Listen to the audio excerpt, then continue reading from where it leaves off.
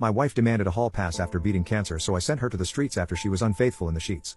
My wife and I have been married since 2001 and together since 1999. She is the most intelligent, thoughtful, caring, loyal person I know, and I have always considered myself fortunate to have met and married her. Even today, she remains aesthetically beautiful, and men have consistently complimented her throughout our marriage. Despite their advances, she has always rebuffed them. Earlier this year, she was diagnosed with uterine cancer stage 1, and underwent a full hysterectomy. I was never concerned about the cancer. It was diagnosed early, addressed swiftly, and she made a full recovery. I took time off work to care for her after the surgery, and all seemed well. There were some expected emotional instances on her part, and though I am not particularly emotional, we confronted them together. After her recovery, she insisted that we start living life to the fullest and embarked on a 10-day trip to Europe, followed by a journey to Belize. We also have a trip planned to the UK and Spain later this year. I am fine with these endeavors, as they contribute to building memories and checking off bucket list adventures for her and us. I understand that these actions stem from her feeling fragile. She also embraced activities like yoga, swimming, and healthy cooking classes. I was fully on board until last week. Last week, she came home from work and expressed a desire for a hall pass, a one-time opportunity for her to have intimacy with someone else besides me.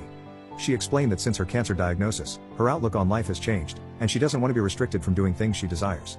She mentioned a guy at her work whom she's always been attracted to, and as he's leaving the company, she sees it as the perfect opportunity to engage with someone else.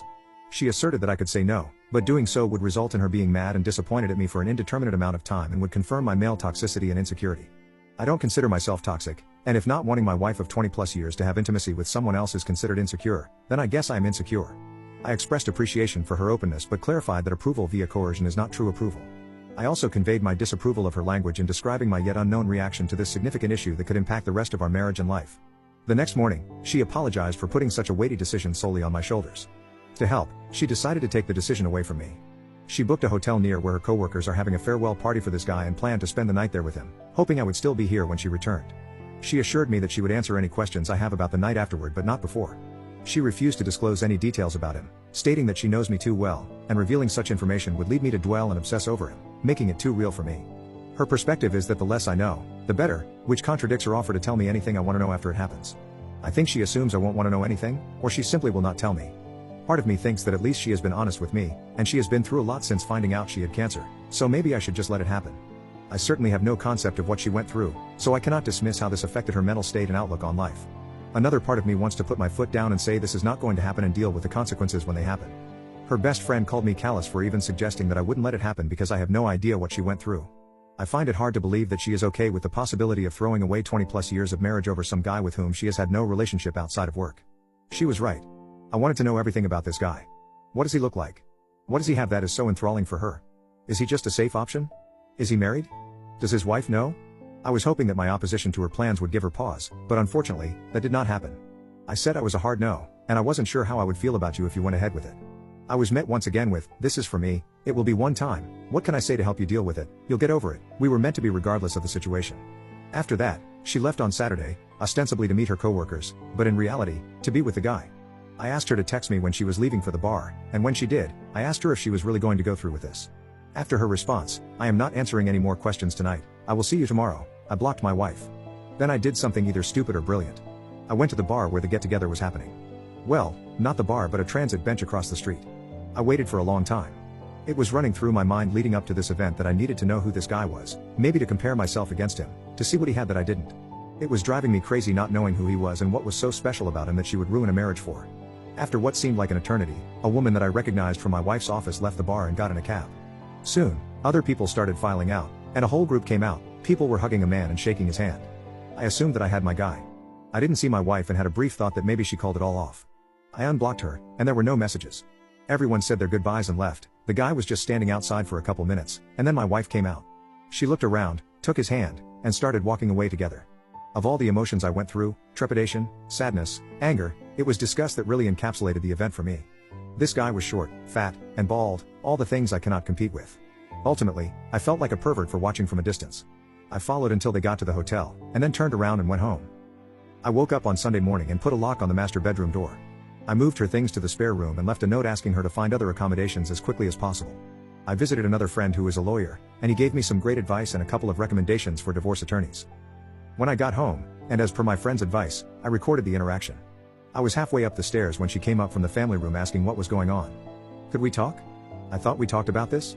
I just answered with "I am not interested in discussing this tonight" and went to bed. After not getting a response from me through the door, she left me alone.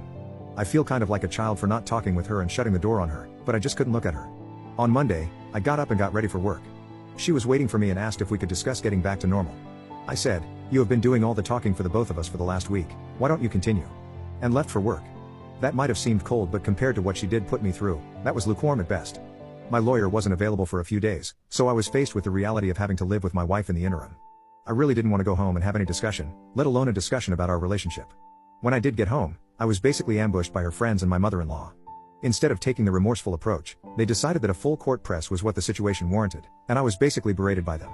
Her best friend was definitely the ringleader, but all of them decided to say such things as, "She's been through a lot, you don't know what she's been through, you have no idea what it is like to face something like this, this was a one-time thing, at least she told you she could have hidden it from you, she will never see the guy again," and my favorite, "You are a monster for what you have been putting her through these last couple of days." I listened with a cold look on my face, and when there was a pause in their fury, I asked if they were all done now. Then I asked my wife if there was anyone in her circle of friends or anyone else that she forgot to tell about this.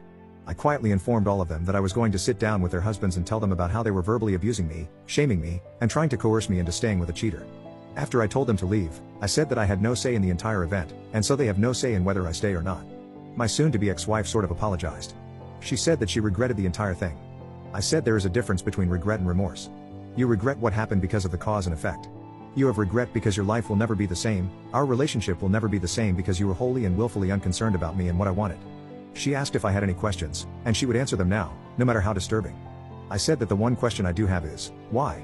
Not necessarily why this guy, why this low-end unattractive, unfit guy, but why someone else in the first place? She said that the cancer scared her to her core. She felt like she was rushing toward mortality and stepping out of that tunnel was appealing. She said that after all this time of being a wife and mother and worrying about family, this was something just for her. An escape. The guy was just someone who was interested in her for a long time, she knew he wouldn't say no, and he was the complete opposite of me. I said if I was going to risk my marriage, the woman would have to be a serious upgrade from you. I told her that I saw you and him coming out of the bar that night. I watched you walk away from the bar hand in hand towards the hotel. I said that you looked too familiar with each other and asked if there was something going on before all this. She said no, but who knows if that is the truth or not. I said that after all our years together, your lack of respect for me was astonishing. I finished by saying that I would never be able to look at myself in the mirror again if I condoned that level of disrespect and stayed with you. I said I hope we can go our separate ways amicably, and that I have an appointment with a lawyer later in the week. I again asked her to find some other accommodations, and she simply said, "I am not going anywhere. We are not getting a divorce. I will give you all the time you need and do whatever you need to recover from this. We will get past this." She has asked me to go to marriage counseling, which I refused.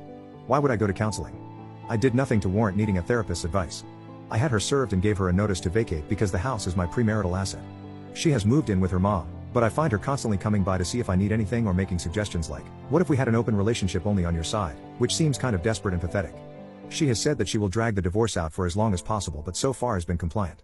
The worst part of all this is telling my daughter that we are getting a divorce and why, followed closely by her begging me to give her mom another chance. I am not sure I would have been afforded the same consideration if I was the one who was cheating.